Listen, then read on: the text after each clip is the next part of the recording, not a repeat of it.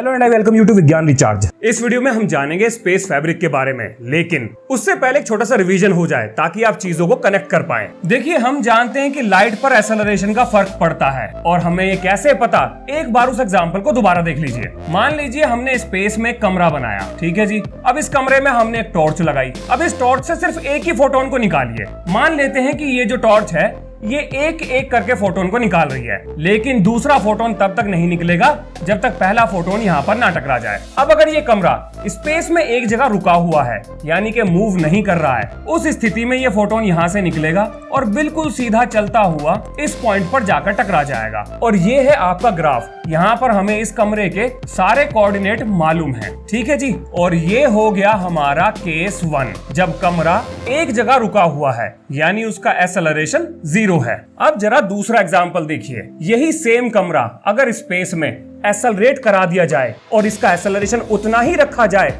जितना धरती पर हमें महसूस होता है, यानी a इक्वल्स टू 9.8 मीटर पर सेकेंड स्क्वायर, यानी कि जितना एक्सेलरेशन ग्रेविटी पैदा करती है उतना ही एक्सेलरेशन हमने स्पेस में इस कमरे को दे दिया। अब अगर इसके कोऑर्डिनेट देखे जाए, मान लेते हैं एक्सेलरेशन से पहले इसके ये कोऑर्डिनेट थे, ठीक है जी। ये हमारी टॉर्च है और हमें इसके भी कोऑर्डिनेट मालूम है, मान लेते हैं कि हमें पता है, ठीक है। अब जैसे ही फोटोन यहाँ से चला, ये फोटोन यहाँ था, लेकिन ये कमरा एक्सेलरेट कर रहा है, तो जाहिर सी बात है इसे कोऑर्डिनेट चेंज होंगे। मान लेते हैं ये नए कोऑर्डिनेट हैं। अब ये फोटोन यहाँ पहुंच गया तो कमरे का कोऑर्डिनेट यहाँ पहुंच गए, यानी कमरे का बेस यहाँ पहुंच गया। अब ये फोटोन यहाँ पहुंचा तो कमरा यहाँ पर पहुंच गया। अब ये फोटोन यहाँ पहुंचा, कमरा और ऊपर पहुंचा। अब मान लेते हैं कि ये फोटोन यहाँ टकरा गया, ठीक है। अब जरा आप सोचिए, अगर ये फोटोन यहाँ टकराया है तो इस समय जिस टाइम ये यहाँ टकराया है, जिस चीज ने इस फोटोन को छोड़ा था, यानी कि लाइट सोर्स, वो कहाँ होगा? जाहिर सी बात है लाइट सोर्स यहाँ पहुंच गया है। अब अगर मैं इसके रास्ते को ट्रेस करूं तो मुझे ये रास्ता कुछ बेंड होता हुआ नजर आएगा, लेकिन असलियत में अगर ये कमरा नहीं चल रहा होता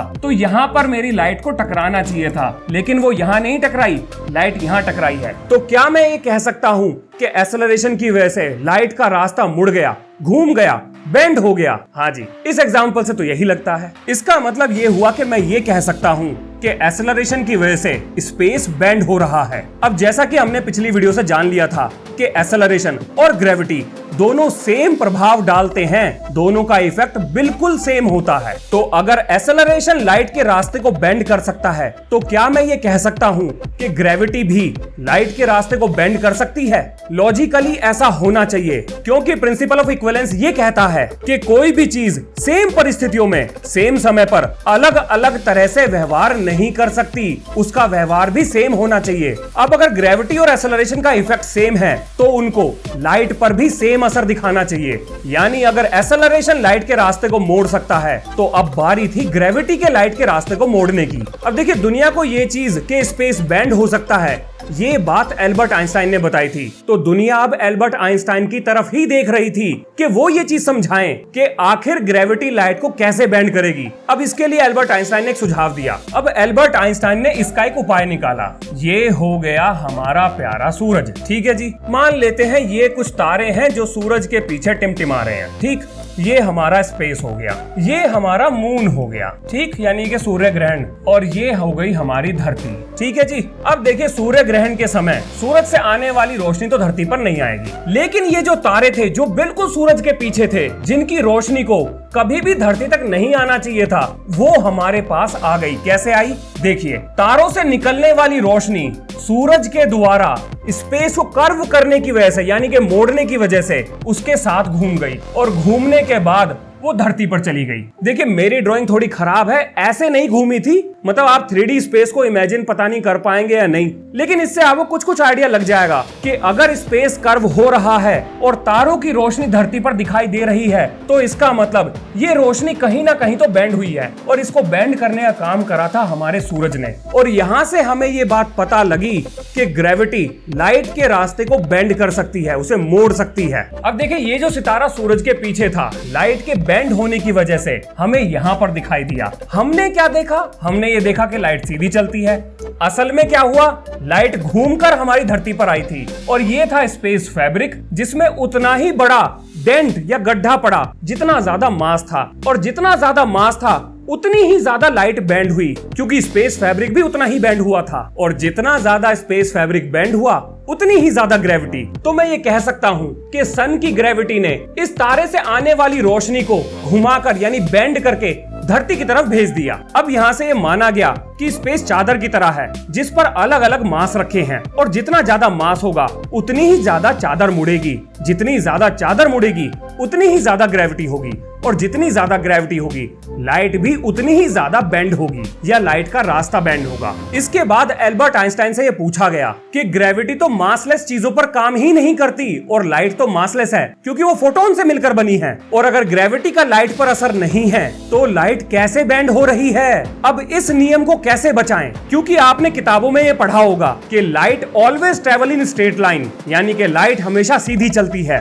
और ये बात सही है। अगर ये बात सही है तो लाइट का रास्ता कैसे बेंड हो गया? ये दोनों बातें एक दूसरे के बिल्कुल उलट हैं। इन्हें एक साथ सही कैसे करें? अब देखिए, यहाँ आपको समझना पड़ेगा कि आखिर फिजिक्स चीजों का जवाब कैसे निकालती है। अगर हमारे पास किसी चीज की कोई एक्सप्लेनेशन ना हो तो हम बनाते हैं। फिजिक्स को डेवलप इसी तरह से किया जाता है। अब आपके सामने जो समस्या है वो ये कि लाइट को बेंड भी कराना है और ये चीज भी साबित करनी है कि लाइट बिल्कुल सीधी चलती है, जबकि दोनों को एक साथ साबित करना लगभग नामुमकिन है। इसलिए मेरी बात बहुत ध्यान से सुनिएगा। ये एक सी लेटर है, ठीक है? ये पॉइंट ए हो गया, ये पॉइंट बी हो गया। आप ध्यान दीजिए, देखिए। अब देखिए, इस सी लेटर का जो कर्वेचर है वो राइट से लेफ्ट की तरफ है, राइट से लेफ्ट की तरफ, ठीक है जी। अब अगर मैं इस सी लेटर को पकड़ के घुमा दूं, सीधा कर दूं, यानी कि इसका कर्वेचर आपकी तरफ कर दूं, तो देखिए ये आपको कैसा दिखाई देगा? ये आपको बिल्कुल सीधा दिखाई देगा। अब अगर मैं इस सी लेटर को घुमा दूं, यानी कि उस साइड पलट दूं, तो ये आपको इस तरह से दिखाई देगा। अब यहाँ पर एल्बर्ट आइंस्टाइन ने ये कहा कि लाइट एक पॉइंट से दूसरे पॉइंट के बीच में सबसे छोटा रास्ता ट्रेवल करती है। इसका मतलब ये बिल्कुल भी नहीं है कि वो रास्ता सीधा ही होगा। क्या मैं ये कहना चाह रहा हूँ कि लाइट सीधा ट्रेवल नहीं करती? नहीं, बिल्कुल भी नहीं। देखिए, लाइट हमारे लिए सीधा ट्रेवल कर रही है, लाइट अपने लिए कौन सा रास्ता अपना रही है ये बात हम नहीं कह सकते। ये डिपेंड करेगा स्पेस के कर्वेचर पर। और अगर आप इस एक्सप्लेनेशन को डाइजेस्ट कर सकते हैं तो यहां से ये साबित होता है कि परसेप्शन ही सब कुछ है, यानी कि लाइट के लिए वो कर्व पाथ फॉलो कर रही है लेकिन लाइट सीधी चल रही है। इस तरीके से अगर देखा जाए तो लाइट कर्व पर भी है और सीधी भी है और छोटा रास्ता भी ट्रेवल कर रही है, यानी सारी चीजें बिल्कुल फिट बैठ गई। अब यहाँ से एक और चीज साबित हो जाती है, वो ये कि लाइट के जो पार्टिकल हैं यानी फोटोन्स, वो तो मासलेस हैं, उन पर ग्रेविटी का असर नहीं है, बल्कि मास की वजह से जो स्पेस में कर्व आया है लाइट उसको फॉलो कर रही है, और हमें ऐसा लगता है कि लाइट ग्रेविटी की वजह से बेंड हो रही है। जानता हूं ये आपके लिए थोड़ा कंफ्यूजिंग हो सकता है, लेकिन क्या करें, रिलेटिविटी है ही ऐसी चीज। तो क्या लाइट पर ग्रेविटी का असर होता है? हाँ जी, लेकिन इनडायरेक्टली, यानी कि ग्रेविटी बेंड करती है स्पेस के फैब्रिक को। मैं ये भी कह सकता हूं कि मास बेंड करता है स्पेस के फैब्रिक को, और उस मास की वजह से जो स्पेस फैब्रिक को बेंड कर रहा है, लाइट उस बेंड हुए फैब्रिक पर चलती है, जो हमें तो सीधा दिखाई देगा लेकिन लाइट के लिए वो मुड़ चुका है। इसीलिए हम कहेंगे कि लाइट उस फैब्रिक पर कर्व कर रही है, यानी कि लाइट का रास्ता कर्व हो गया, लेकिन वो उसी समय पर सीधा भी है। प्लीज डाइजेस्ट कर लो, थोड़ा मुश्किल है। अब देखिए, आपको एक बड़ी मजेदार चीज दिखाता हूँ। देखिए, ये है स्पेस फैब्रिक का एक सिमुलेशन। ध्यान दीजिएगा, मेरी बात बहुत ध्यान से सुनिएगा। अब क्योंकि मैं ये मान रहा हूँ कि लाइट मासलेस है, यानी कि लाइट के लिए इस टाइम स्पेस फैब्रिक बिल्कुल स्मूथ है, कहीं कोई बेंड नहीं है। लेकिन अगर कोई मास वाली चीज इस स्पेस फैब्रिक में आ जाए तो देखिए क्या होता है। जैसे ही मैं मास बढ़ाऊंगा, स्पेस फैब्रिक मुड़ने लगा, और ये उतना ज्यादा मुड़ता चला जाएगा जितना ज्यादा मास बढ़ेगा। जितना ज्यादा मास होगा उतना ही ज्यादा स्पेस फैब्रिक कर्व करेगा। अगर आप इसको जूम करके भी देखें, थोड़ा बढ़ा दें, मैं इसको बढ़ाने की कोशिश करता हूँ, ये बढ़ नहीं रहा है। अब नहीं बढ़ रहा तो क्या करें भैया, इसी से काम चला लो, नहीं बढ़ रहा, ठीक है। अभी जो आप देख पा रहे हैं ये है स्पेस फैब्रिक कर्वेचर। इसी को कहा जाता है मास की वजह से स्पेस में कर्व आना। और अगर आपने गौर किया